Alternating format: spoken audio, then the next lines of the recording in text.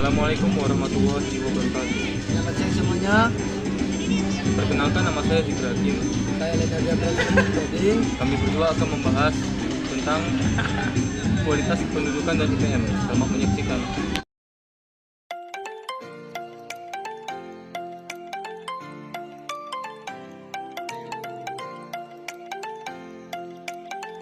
Kualitas kependudukan.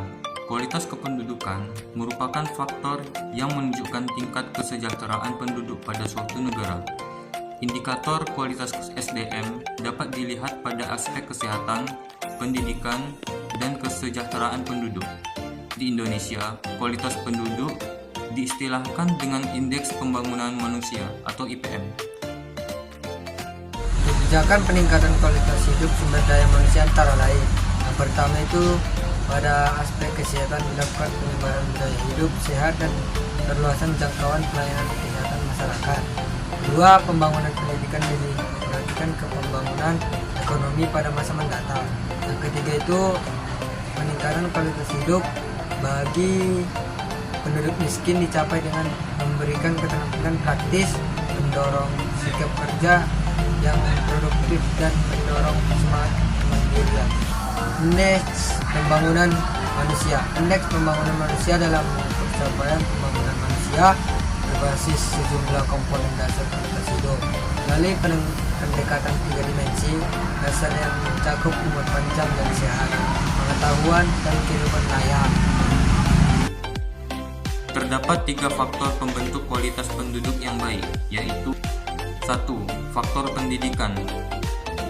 Pendidikan merupakan aspek utama penentu kehidupan manusia yang lebih baik.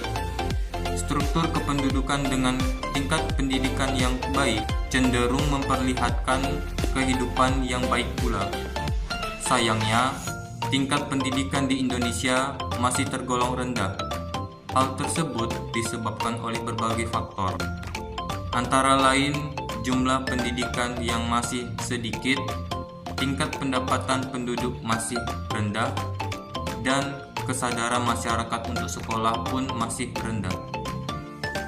2. Tingkat pendapatan penduduk. Tingkat pendapatan penduduk dapat diukur dari besarnya pendapatan per kapita. Pendapatan per kapita diperoleh dari besarnya pendapatan nasional secara keseluruhan dibagi dengan sejumlah penduduk. Semakin tinggi pendapatan per kapita, maka semakin tinggi tingkat kesejahteraan penduduknya. Pendapatan per kapita Indonesia masih tergolong rendah. Hal tersebut disebabkan oleh berbagai faktor, antara lain pendidikan masyarakat yang masih rendah, jumlah penduduk terlalu banyak, minimnya lapangan pekerjaan, kurangnya tenaga ahli, dan sebagainya. Yang ketiga, tingkat kesehatan. Kesehatan merupakan salah satu kebutuhan utama bagi manusia. Kesehatan berpengaruh langsung terhadap kinerja dan produktivitas penduduk. Tingkat kesehatan biasanya diukur dari angka kematian bayi dan angka harapan hidup.